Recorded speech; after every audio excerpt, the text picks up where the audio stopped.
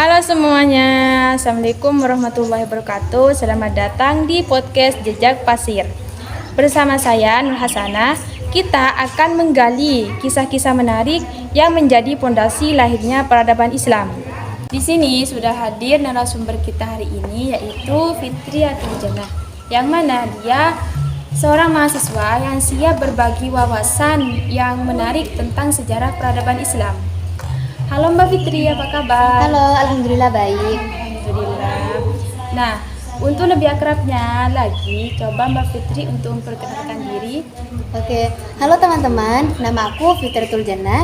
Di sini, insya Allah aku sudah siap untuk berbagi wawasan kepada kita semua tentang sejarah peradaban Islam. Oke Mbak, langsung saja. Sekarang yang akan kita bahas kan sejarah peradaban Islam. Coba Mbak jelaskan kepada kita apa sih tentang sejarah peradaban Islam itu? Nah, jadi sejarah peradaban Islam itu merupakan cerita masa lalu yang menceritakan tentang kehidupan bangsa Arab sebelum datangnya agama Islam. Seperti itu. Apakah bangsa Arab itu sebelum datangnya Islam mempunyai agama atau bagaimana Mbak? Enggak, Mbak. Ada sebagian kecil dari masyarakat Arab itu ada yang menganut agama Kristen, ada yang menganut agama Yahudi, dan juga ada yang menganut agama Hanif. Nah, Hanif ini bisa disebut juga dengan Hanifisme. Nah, Hanifisme ini adalah kelompok yang tidak menyembah berhala. Nah, ini termasuk dari kaum yang mengikuti ajaran dari Nabi Ibrahim, dan juga termasuk dari keluarga Nabi Muhammad dan juga keluarga Bani Hashim. Kita kan sudah tahu kan, kita sudah mendengar tentang bangsa Arab yang dulu, itu yang disebut dengan istilah masa jahiliyah. Oh iya, Mbak. Nah, dari istilah masa jahiliyah itu apa sih maksud dari Oh, tersebut? oke. Saya paham. Jadi ini pertanyaan yang memang itu bisa terjadi kesalahpahaman ya. Jadi yang dimaksud dengan kaum bangsa Arab dulu yang diberikan istilah tentang kaum jahiliyah ya, kaum bodoh, itu bukan dimaksudkan kepada mereka karena mereka itu bodoh secara intelektual ataupun tentang cara berpikir mereka. Tetapi mereka itu bisa diklaim jadi kaum jahiliyah itu karena mereka bodoh secara spiritual. Nah, contohnya mereka, bangsa Arab dulu itu kan suka dengan menyembah berhala, mabuk-mabukan, minum-minuman keras, terus berjudi dan lain sebagainya. Nah, itulah yang akhirnya mereka diklaim atau diberikan istilah kaum yang bodoh karena aktivitas yang mereka lakukan atau hal-hal yang mereka kerjakan itu menyimpang, Mbak, tidak sesuai. Contohnya, mereka kan dulu menyembah berhala. Nah, berhala itu adalah hasil karya dari bangsa Arab itu sendiri. Mereka membuat patung itu, lalu mereka sembah. Mereka jadikan sebagai Tuhan mereka. Seperti itu. Itu kan sudah tidak masuk akal gitu ya. Jadi itulah yang akhirnya mereka diklaim jadi kaum jahiliyah itu, Mbak. Tadi kan sudah disebutkan ya Mbak, ada bangsa Arab yang menyembah berhala. Apakah ada berhala yang lebih terkenal pada masa itu? Ada, Mbak.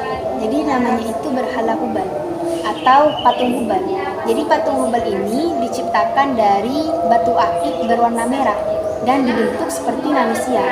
Tapi untuk jelasnya bentuknya ini sama persis dengan kita ataupun tidak itu saya kurang mendalami. Tapi intinya di situ tertulis berbentuk seperti manusia. Tapi mungkin ada perbedaan ya dari segi apanya itu. Tidak akan mungkin sama. Dan juga dulu masyarakat Arab pada masa dulu itu hidupnya itu membentuk kabilah atau kelompok. Jadi setiap kabilah itu berbeda-beda, Mbak. Misalkan kabilah A dengan kabilah B, ini aturannya berbeda. Dan juga dulu setiap kabilah itu mempunyai berhala sendiri, seperti itu. Wah, berarti masyarakatnya teratur ya Mbak. Ada kabilah dan aturannya tersendiri. Iya. Keras juga. Keras, betul banget, Mbak. Makanya Islam ini datang untuk membawa revolusi perubahan terhadap spiritual dan juga kesosialan mereka. Karena memang bahasa Arab itu dikenal dengan kerasnya itu. Dan tapi di sini ada sisi menariknya juga dari bangsa Arab pada zaman dahulu, yaitu dari segi ekonominya. Ekonominya masyarakat Arab itu dulu cukup maju. Kan kota Mekah itu berada di jalur perdagangan internasional antara Syam dengan Yaman atau Suriah. Yaman dan Syam. Syam itu Suriah ya. Nah, jadi sebelum Islam ini datang, jadi masyarakat Arab itu sudah punya potensi terhadap potensi ekonomi dan juga kebudayaannya yang kuat seperti itu. Kita kan sudah membahas tentang lika-liku kehidupan masyarakat Arab. Nah, kalau kita fokus pada Mekah, apa yang lebih menonjol pada saat itu sebelum Islam itu datang? Iya Mbak, jadi dari dulu di Mekah itu sudah dianggap sebagai kota suci. Karena di sana terdapat Ka'bah yang telah dibuat oleh Nabi Ismail dan juga Nabi Ibrahim. Tapi di sana masyarakatnya itu perlakuannya itu menyimpang. Mereka kan bangsa Arab dulu itu kan suka menyembah berhala. Nah, bahkan berhala-berhala yang mereka buat itu kurang lebih itu mencapai 360 lebih yang ada di sekitar Ka'bah. Itu berhala yang mereka buat seperti itu. Jadi Mekah itu kaya secara materi tapi miskin secara moral. Betul sekali Mbak. Nah, makanya itu mengapa Islam datang itu dengan membawa revolusi spiritual dan juga sosial. Nah, itu Islam itu untuk menghapus penyembahan berhala, terus juga mengangkat martabat wanita dan memperkenalkan tauhid, keadilan serta persaudaraan terhadap mereka. Seperti itu. Kalau Madinah atau Yasrib itu gimana Mbak? Apakah sama kondisinya seperti di Mekah? Enggak sepenuhnya Mbak. Justru Madinah ini lebih beragam secara sosial. Di sana kan ada 2 suku besar. Ada suku Aus dan juga Khosroj. Dan juga ada 3 suku Yahudi. Ada suku Quraiza, ada suku, maksudnya Bani Quraiza, ada Bani Nadir dan juga Bani Qainuqa. Nah, dari ketiga ini, mereka ini sering berkonflik atau sering bermasalah.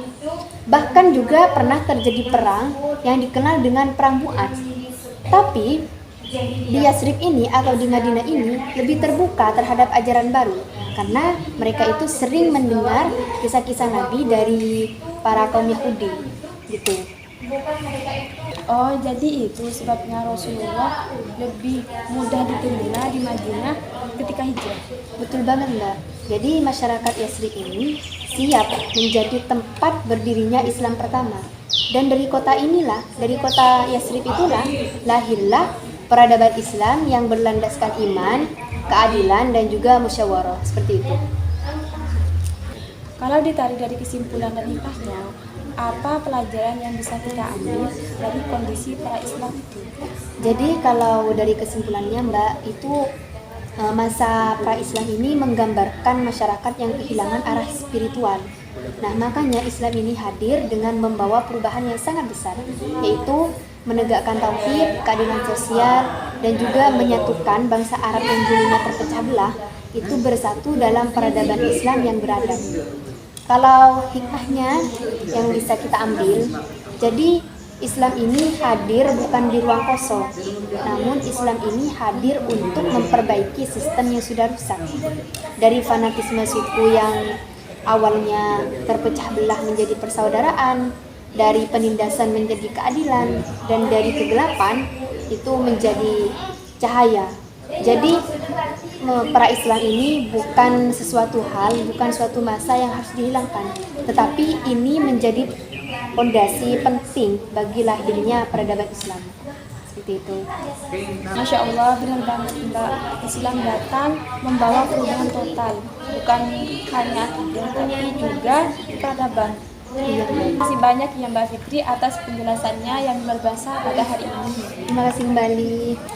Demikianlah pembahasan kita hari ini di Jejak Pasir, Kisah Arab Pra-Islam.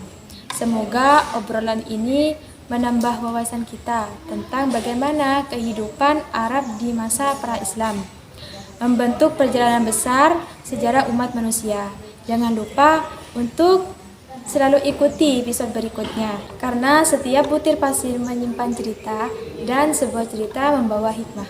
Jangan lupa follow, like, comment, and share sebanyak-banyaknya. Sekian, terima kasih. Wassalamualaikum warahmatullahi wabarakatuh.